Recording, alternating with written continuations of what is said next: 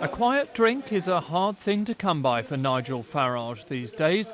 Lucky then that the UKIP leader is just as keen on publicity as he is on a pint of bitter.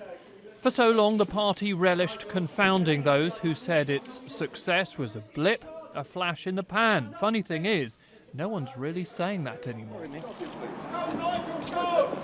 Go Nigel, go! Go Nigel, go! People who are going out and voting UKIP are not just protesting, they're not just sticking two fingers up, although there's very good reason to do so. They're voting for us because they see us offering positive policy solutions to the mess this country's in. David Cameron was scathing about UKIP in the past, saying the party was full of fruitcakes, loonies and closet racists. Today, all change. It's no good insulting a political party that people have chosen to vote for. Of course they should be subject, and they will be subject to proper scrutiny of their policies and their plans, but we need to show respect for people who've taken the choice to support this party, and we're going to work really hard to win them back.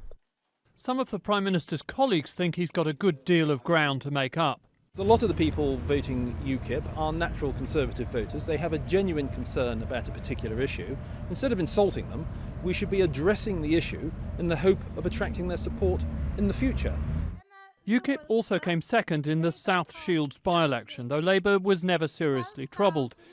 Ed Miliband took his no-frills roadshow to East Sussex instead. His message? That Labour is back winning in the South, though there's a way to go.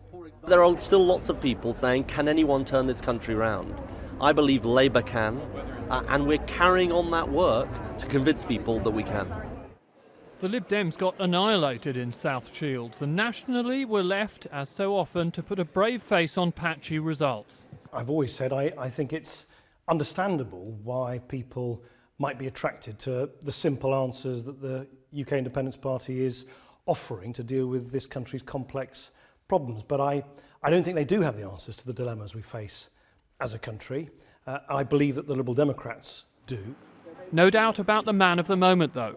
Where next? What next for UKIP? Well, first thing to do is a bit of reorganisation. I think we've rather outgrown our structure, to be honest with you, and there are going to be lots of new elected county councillors who are going to need a bit of help and a bit of guidance. But what we're really going to wait for are by-elections. There is something of an irony in Nigel Farage stamping around Westminster as though he owns the place, when in fact his party has no footprint in the Commons at all as it stands.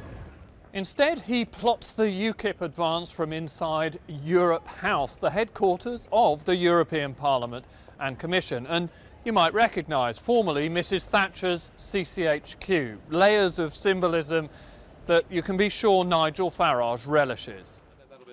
All in all, for UKIP, what's not to like right now? Another bout of media engagements concluded, Nigel Farage headed to the pub.